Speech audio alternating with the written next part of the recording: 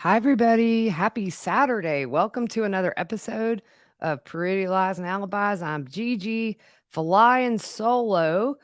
I wanted to come on and just wrap up some loose ends of the cases we've been following all week. First, want to give a shout out to one of our sponsors, Two Cool T-shirt Quilts. You can go to twocooltshirtquilts.com/ pretty lies and alibis. Check them out. So it's been a busy week.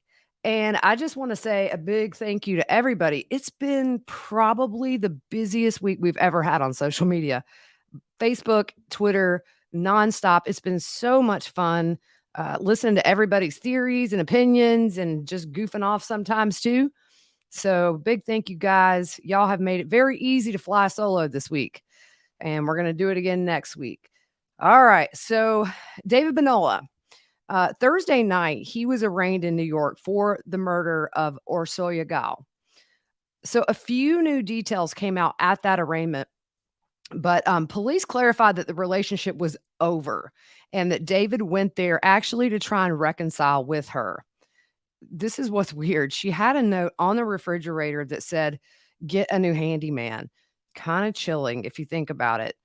Apparently, once he got there, she asked him to leave multiple times and they started to argue, went down into the basement. They did say that her throat was slashed and she was stabbed 58 times. So he's officially charged with second-degree murder, first-degree evidence tampering, and fourth-degree weapon possession. His defense attorneys asked that he be placed on suicide watch, and they also have requested medical treatment for the cuts on his hand. And apparently, they're very severe. That's just kind of what I've gathered. Of course, they would be. That many times, slippery knife. So the day after the murder, he went to City MD, which is, I think we call him a doc in a box here, where you just pop in and get seen really quickly to have treatment for those cuts. But they were so bad, they referred him to Bellevue Hospital. Also, it was revealed that after he confessed to the murder in what they call a very matter of fact way, uh, he ate a bagel as if nothing was wrong with cream cheese. He didn't request a lawyer, and investigators said that he actually answered all the questions they had. What I've read that's new is that he's actually married, but estranged. And from what I understand, he has two grown kids. People who know him have kind of started to speak out after this arrest. And people that live near him say he's a night owl. And he was often seen in the area of his home riding his bike or playing music on his guitar. He served in the Mexican army. He's been here 20 years, but from what I've read, ICE has a detainer hold on him, although he'll probably live out his days in a New York state prison. A local florist said that he would come in and buy a single red rose each time he came in, and that Bonola had actually shown this florist pictures of Orsoya, and he was very much in love with her from what they say.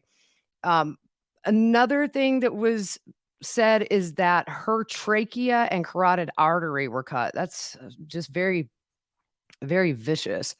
On his Facebook page, he claimed to have attended New York School of Interior Design, and he also said that he worked for some international companies. It's not true.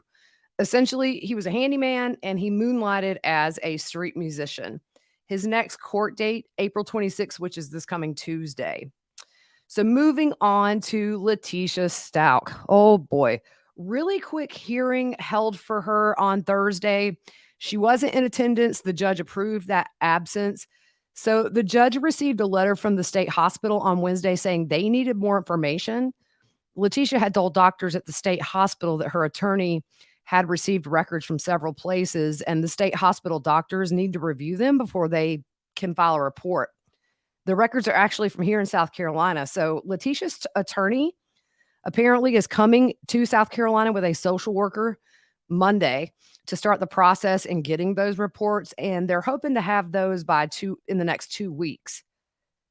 You know, it's been delay after delay after delay. The judge said he would love to move the case forward, but he can't because he has to get the state hospital what they need. The prosecutions also added an automobile forensics expert to their list of witnesses for whenever this trial happens.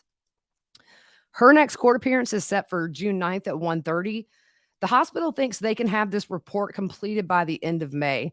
And as of now, there's no date set for her trial. She changed her plea to not guilty by reason of insanity back in February and also filed a motion to waive a jury trial. So that's what's up with her, just delaying the inevitable. Couple of quick updates about Lori Vallow. They vacated the joint status conference for her and Chad that was set for next week. A lot of people are kind of throwing around, is it a plea deal? No. Number one, I don't think the prosecution would offer her a plea deal. And I don't see her pleading guilty. She pled not guilty through her attorney, who, well, Judge Boyce, she remained silent. Judge Boyce pled not guilty for her. She's not going to plead guilty. And the next hearing, as of right now, is a pretrial conference on September 6th. Although I really do think we will see a lot of different hearings come up for her. She's got some making up to do in the courtroom. So I'm sure we'll start seeing some hearings added. Still don't know what they're going to do about this trial that's set for January. We know Lori won't be there, but now is it going to be that Chad moves up to October, or do we have two trials? And I tell you, the thing about that, if you think about the dates, her trial is expected to go, I believe, December 16th is the end date. Maybe add a couple of days. I think there's maybe a day or two the courts have for holiday. Then you've got Chad's trial starting in January. So how crazy for the prosecution, for the witnesses, for the families, everybody, that they may have a little break for Christmas and then they're right back doing this again if Chad doesn't come to October. It's going to be crazy. It's going to be overwhelming. And man, she threw a monkey wrench into this last week. Big time. The last thing, just to acknowledge that yesterday marked 6 years since the Pike County Massacre, where 7 members of the Roden family and Hannah Gilley were murdered in one night, as we know, by the Wagner family. This all stemmed from a custody battle between Jake Wagner and Hannah Roden. It's 6 years. Talk about the long road to justice. I mean, the father, Mr. Manley, has passed away without seeing any of this go to trial. Now, we know Jake and Angela pled guilty, and they will testify against Billy, who is the dad, and George the Fourth, who is the other brother. Now, Billy, the dad, is scheduled for trial in October, and George the Fourth will go August 29th. Remember, it took 2 years to catch these guys, or to get the evidence together to have them indicted, because they even moved to Alaska. Jake was remarried up there. They had custody of Hannah's baby up there. They also had George the Fourth's son. We have a lot of past episodes on this. So if you're new to the podcast, we have the whole backstory. You can just go wherever you listen to podcasts, check it out. So that's all. I've got a crazy, crazy, crazy busy Saturday. Wanted to hop on early, get this out of the way. We'll start fresh on Monday and see what next week brings. Hopefully just as busy as this week. It's been a good week. Thank you guys so much. All right. Enjoy the rest of your day.